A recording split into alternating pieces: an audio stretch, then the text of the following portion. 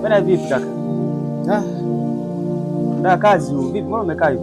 Kaka acha. Yaani hapa nilipo. Ndio, shida nini? Nyumbani hizi hakueleweki. Hapa sijaacha hata yani sijaacha chochote nyumbani. Familia inanitegemea mimi, nimepigiwa simu mama anaumwa. Sina cha kufanya hapa, ndio mama amenikuta na mawazo hapa.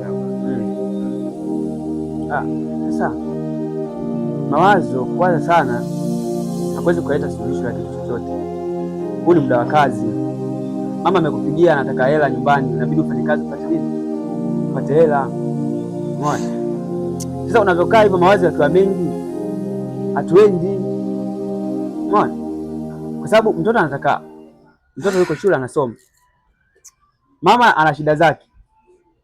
Fanya kazi upate hela. Lakini mbali na hivyo, mbona tumaini lipo la maisha yetu? Ni lipi tumaini gani? Tumaini letu ni moja tu. Tumaini letu ni Yesu Kristo. Hayo yote tunayopitia ni ya muda mfupi kama ukimtegemea Yesu.